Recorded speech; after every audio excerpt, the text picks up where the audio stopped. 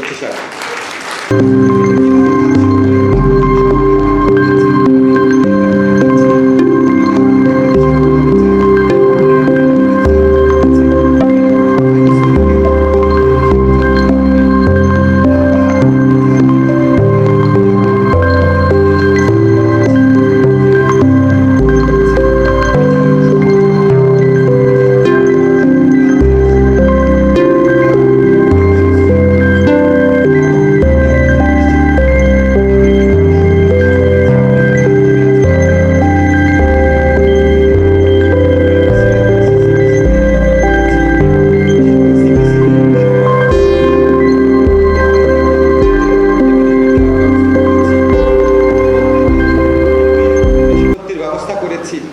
হিয়ারিংয়ের ইচ্ছামতো হিয়ারিং নেওয়ার স্কোপ কমিয়েছি।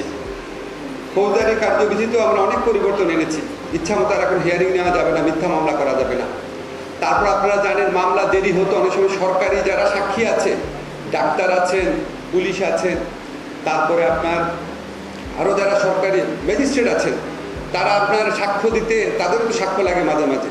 এই সাক্ষ্যটা সম্পূর্ণভাবে আমরা অনলাইনে নেওয়ার একটা স্কোপ করে দিয়েছি। তারপরে আমরা যারা সিভিল কোর্ট আছে, ক্রিমিনাল কোর্ট আছে, এটাকে সম্পূর্ণভাবে পৃথক করে দিয়েছি।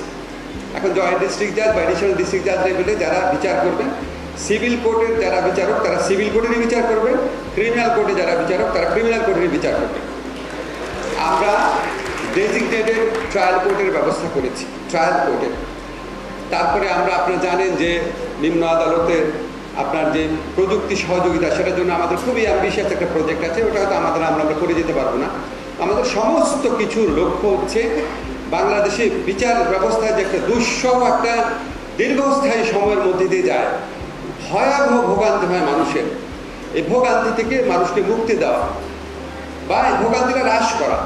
আরেকটা পদক্ষেপের কথা বলা প্রয়োজন। এখানে আমরা ম্যান্ডেটরি লিগাল এডের ব্যবস্থা করেছি, যাতে ছোটোখাটো বিরোধ, আপনার ভরণ পোষণ পাবে কিনা বা ডিভোর্স হয়ে গেছে কিনা, বাচ্চার নজরদারিকে, বাচ্চার কাস্টডি কে পাবে, একটা 2 লাখ টাকার চেকের মামলা, একটা প্রিএমশনের মামলা, এই সমস্ত ছোটোখাটো বিষয় নিয়ে কোর্টে আর যেতে না হয়।